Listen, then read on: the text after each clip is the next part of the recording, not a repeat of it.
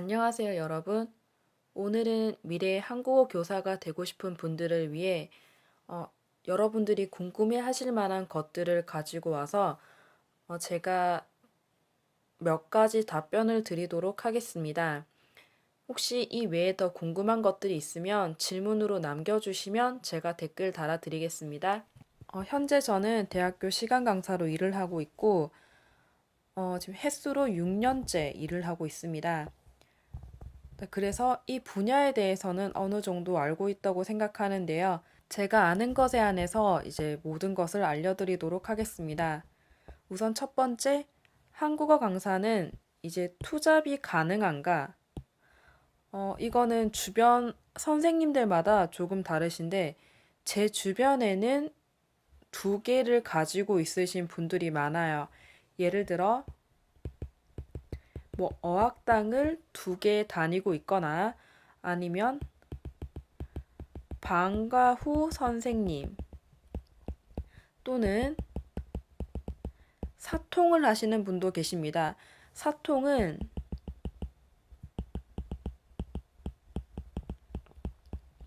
사회 통합 과정으로 한국에 귀화를 하거나 아니면 좀 이민을 목적 아니면 취업을 목적으로 하는 학생들을 가르치는 건데요. 토픽 시험도 있지만 이런 사통 시험도 따로 있습니다. 좀 목적이 다른 시험이에요. 그 다음에 그 외에 뭐 과외 활동을 하거나 아니면 국어 선생님을 하시는 선생님도 있으세요.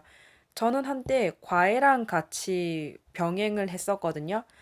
6년 일하면서 한 3년 동안은 과외랑 같이 한 것 같아요.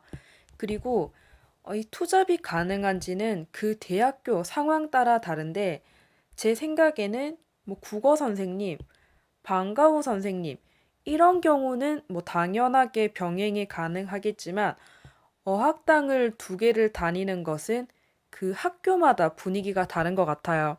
어떤 학교는 무조건 우리 학교만 다녀야 돼. 이런 학교도 있지만 뭐 학교를 뭐 두 개, 뭐 세 개 정도 해도 신경을 쓰지 않는 학교도 있습니다. 지금 제가 다니는 대학 기관은 어학당을 여러 개 다녀도 터치를 하지 않고 있고요. 근데 일반적으로 이제 만약에 두 학교를 붙었다면 보통 두 개를 다 다니시는 것 같아요.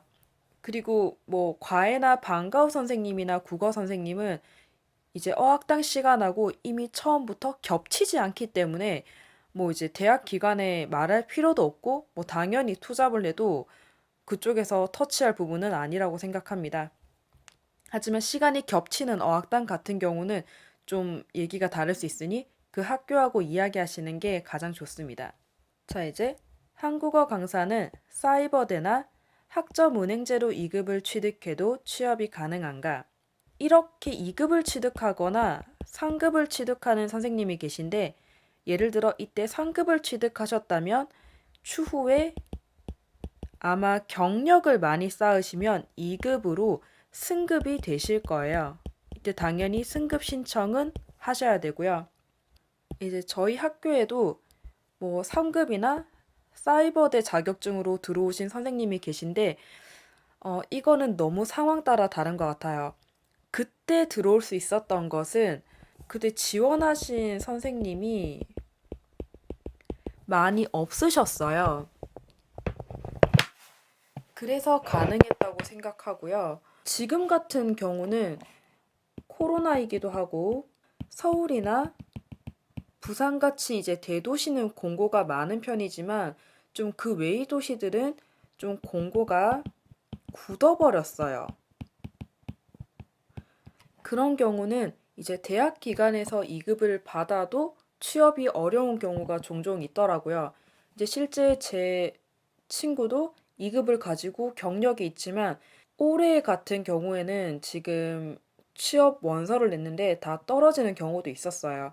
하지만 또 붙으신 선생님들도 많이 계십니다. 그래서 사이버대나 학점은행제 같은 경우는 보통 지원을 많이 하지 않는 해를 노려야 되는 가능성이 높습니다. 왜냐하면 기본적으로 이 분야에 종사하시는 분들은 대학 기관에서 정식으로 받은 2급 자격증이 있는 경우가 많거든요. 뭐 이제 이거 두 개도 정식으로 받았지만 대학 기관에서 받은 2급이 많기 때문에 좀 그 부분에서는 경쟁력이 떨어지지 않나 싶습니다. 아무래도 돈을 적게 투자한 만큼 좀 경쟁력 부분에서도 떨어질 것이라고 생각하고 실제로 주변을 봐도 제가 봤을 때 대학 기관 2급 선생님이 더 많으셨습니다. 그 다음에 이제 수업 진행 중에 학습자들이 질문했는데 바로 대답하기 어렵다면 어떻게 대처하는가? 여러분, 이 경우는 굉장히 쉬워요. 정말 원초적인 질문인데 그냥 잠시 기다려 달라고 말하고 뭐 쉬는 시간에 뭐 교재를 찾아보거나 인터넷을 찾아보시면 됩니다. 보통 이제 막 들어오는 초급 선생님은 베테랑처럼 보여야 된다는 강박관념에 이제 그 자리에서 바로바로 대답을 해줘야 한다고 생각하시지만 여러분, 이 한국어 문법이 쉽지 않습니다. 그래서 이제 한국 사람들 같은 경우도 이 단어가 동사인지 형용사인지 헷갈릴 수 있는 부분이 많거든요. 그래서 그때는 잠깐 기다려 달라고 하고 이제 좀 찾아보고 좀 더 정확한 설명을 해주는 게 맞습니다. 가끔 이제 실습을 하시는 선생님들이 그런 순간에 당황하면서 틀린 정보를 가르쳐 주더라고요. 여러분, 그렇게 하시면 학생들이 그 잘못된 정보가 화석화 될 수 있습니다. 한국 사람들로 인해서 잘못된 한국 문법을 배울 수 있으니 그럴 때는 잠시 쉬시고 그 다음 시간이나 아니면 인터넷으로 빨리 찾아보시고 가르쳐 주시는 게 가장 좋습니다. 그 다음에 한국어 강사는 영어 및 제2외국어를 잘해야 하는가?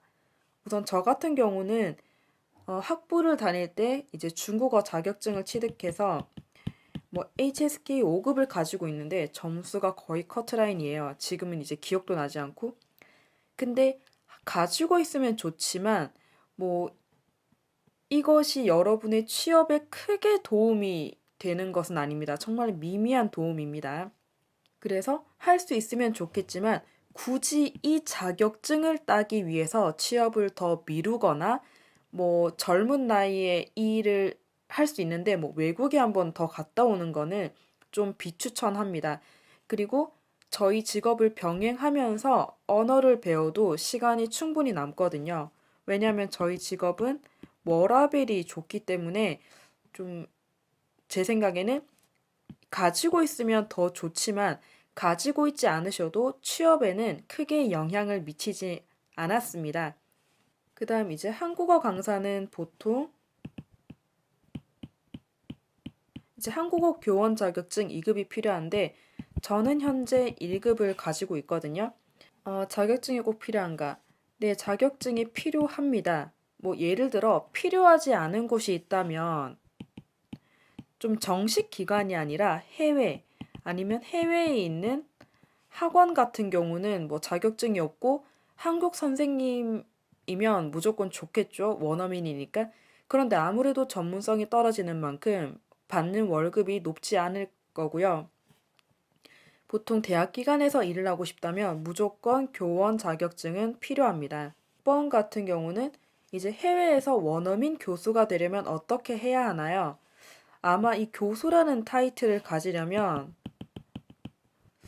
거의 박사까지는 하셔야 될 것 같아요. 제가 아시는 선생님이 박사를 졸업하시고 이제 러시아에서 일을 하셨는데요. 그때 제가 듣기로 월급이 400만 원 정도 받으셨습니다. 그런데 이거는 정규직처럼 되는 건 아닌 것 같고요. 파견으로 나갔습니다. 그래서 2년마다 재계약을 할 수 있고 여기서 400만 원은 러시아에서 주는 것이 아니라 여기 한국 정부에서 주는 것 같더라고요. 어쨌든 교수가 되려면 무조건 박사까지는 하셔야 될 것 같습니다. 한국어 교육과가 아닌 타전공인데도 한국어 강사가 될 수 있나요? 이제 뭐 학사, 석사 중 하나라도 한국어 교육과면 이제 취업하는 건 괜찮을 것 같아요. 그리고 이거 두 가지가 없다면 이제 교원 자격증이 2급이 있으면 가능하지만 이거 세 개 다 없다면 한국인인 것만으로는 한국 대학 기관에서는 한국어 강사가 될 수 없습니다. 아마 학원 같은 것도 힘들 것 같아요. 요즘에 학력이 하향 평준화가 됐기 때문에 거의 석사 2급은 가지고 있는 상황이기 때문입니다. 그 다음 8번. 대학교 재학하면서 자격증을 취득할 수 있는 방법이 있나요? 이제 여러분, 이 대학교가 한국어 교육과면 가능합니다. 하지만 한국어 교육과가 아니면 취득할 수 있는 방법은 없습니다. 아마 시간이 없으실 거예요. 이제 자격증을 취득하려면 최소 이수해야 할 시간이 있는데 아마 제가 생각하기로 그 시간을 대학교 재학하면서 한다면 여러분이 현재 다니고 있는 그 대학교 전공을 제대로 하지도 못하고 이제 교원 자격증 공부도 제대로 못하고 두 마리 토끼 다 버리는 상황이 될 거예요. 제 생각에 이런 질문을 하시는 분들은 이게 아무래도 한국어 자격증이기 때문에 좀 한국어가 쉽다고 생각해서 하시는 것 같아요. 옛날에 제가 전공 수업을 들을 때도 이제 제목만 보고 이제 듣는 주제만 보고 수업을 들으면 교수님들이 이거 어렵다. 지금 여기서 들으면 점수를 못 얻을 거다. 항상 이런 말씀을 하셨거든요. 아마 같은 맥락인 것 같은데 한국어 자격증이라고 해서 단기간에 합격할 수 있을 만큼 쉬운 자격증은 아니라고 생각합니다. 아니면 또 다른 방법이 있다면 여러분이 복수 전공을 선택하셔서 이제 그 전공 수업을 다 들으면 시험을 치지 않으셔도 교원 자격증이 나오거든요. 그렇게 하시는 방법이 제일 쉬울 것 같습니다. 저는 외국으로 나가서 한국어 교사 가고 싶은데 어떻게 해야 하나요? 우선 기본적으로 2급은 다 가지고 있으셔야 합니다. 아마 낮아도 상급인데 아마 상급은 좀 더 좋지 않은 나라로 갈 것 같아요. 2급이 가장 많이 있고 어딜 가도 좀 평균적으로 들어가기 쉽고 평균적으로 가지고 있는 자격증입니다. 제가 이 외국으로 나가서 하고 싶은 경우는 이따가 밑에서 어떻게 나가는지 그 기간을 통해서 나가는 방법을 알려드리도록 하겠습니다. 그 다음 10번 볼게요. 이제 이거는 외국인들 질문인데 한국에서 오래 유학한 외국인인데 한국에서 한국어 강사를 할 수 있을까요? 제가 본 선생님은 지금까지 한 명을 봤어요. 그것도 교수님을 통해서 됐고요. 자기가 이력서를 넣어서 하는 건 쉽지 않은 것 같아요. 왜냐하면 아무리 한국어를 잘한다고 하더라도 한국 사람처럼 그 미묘한 차이, 그 어감의 차이를 알지는 못하더라고요. 그리고 이 외국인이 아니더라도 이제 한국어 자격증 2급을 가지고 계신 한국 선생님들이 많기 때문에 아무래도 외국인이 취업하는 것은 거의 하늘의 별 따기 수준일 것 같습니다. 아마 외국인이 들어오는 경우는 행정적인 일 때문에 들어오는 경우가 많아요. 예를 들어, 뭐 베트남, 중국 학생들을 관리하기 위해서 이런 나라 학생들을 이제 뭐 행정실에 배치를 한다던가 그런 경우는 봤지만 한국어 강사는 아마 쉽지 않을 것 같습니다. 이제 여러분 나라에 가서 직접 하시는 건 괜찮을 것 같아요. 그 다음에 이제 한국어 강사를 하려면 이제 석박은 무조건 진학을 해야 되나요? 제 생각에 오히려 학부 같은 경우는 아니어도 괜찮지만 석사 같은 경우는 꼭 한국어 전공을 하시는 게 좋은 것 같아요. 왜냐하면 제가 듣기로 보통 전공들은 학부가 처음 생겼잖아요. 그런데 한국어 교육은 좀 특이하게 석사가 먼저 생겼기 때문에 최저학력이 석사였어요. 근데 요즘에 학부도 많이 생겨서 학부생들로 좀 낮아졌지만 최근까지만 하더라도 석사가 가장 베이스였어요.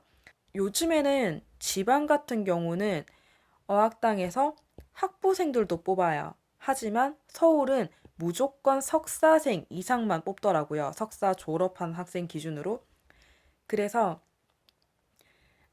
지방 같은 경우는 학부생 신분으로 들어와서 시간이 지나면 다 석사를 진학하더라고요.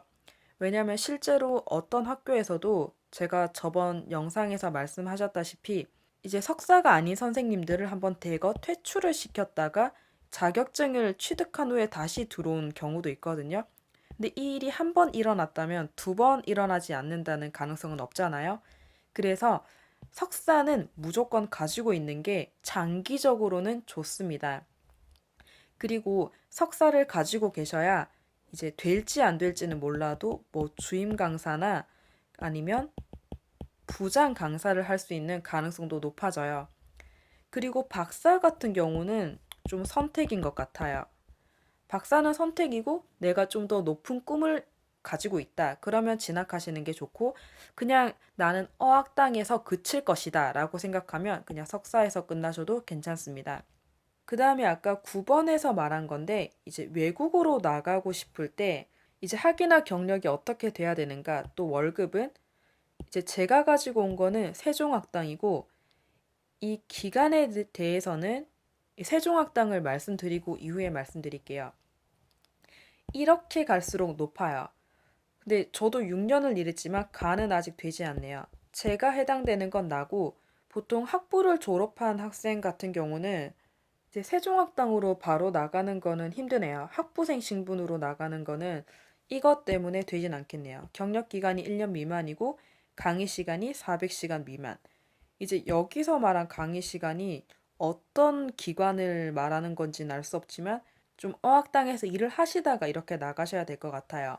이거는 여러분이 영상에서 자세히 보시면 되고 제가 월급을 가장 높은 각급의 좀 위험한 나라 수당으로 계산해 보니까 월 400 정도 주더라고요.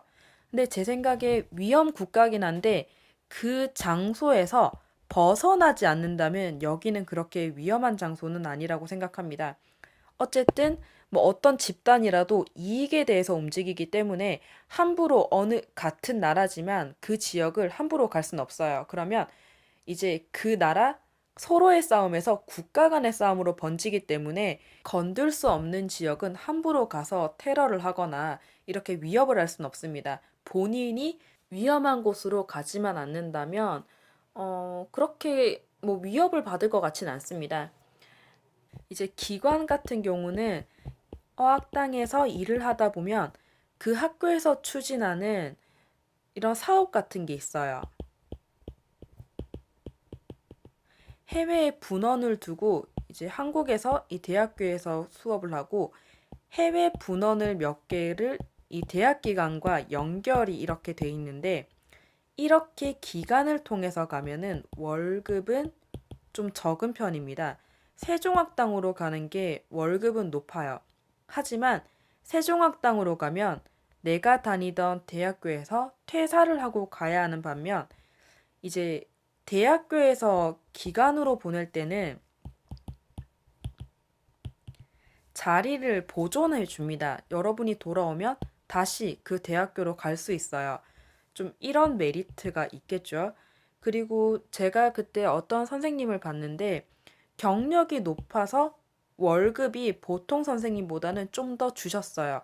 그렇게 받은 월급이 아마 일주일에 20시간 일하고 행정이 들어가고 연 2,500만 원 정도 받은 것 같은데요. 뭐 이건 제가 받은 게 아니라 정확하진 않고, 근데 이거는 좀 자기의 경력이 높았을 때 받는 거고, 일반 평강사 같은 경우는 아마 2천만 원 아래가 될 가능성이 높습니다. 그리고 이거는 학교마다 다르기 때문에 제가 말한 것을 기준으로 볼 수는 없습니다. 한국어 교환에 대해 궁금하신 것들이 더 있다면 아래 댓글로 달아주시면 제가 더 상세한 답변해 드리겠습니다. 제 설명은 여기까지 하도록 하겠습니다.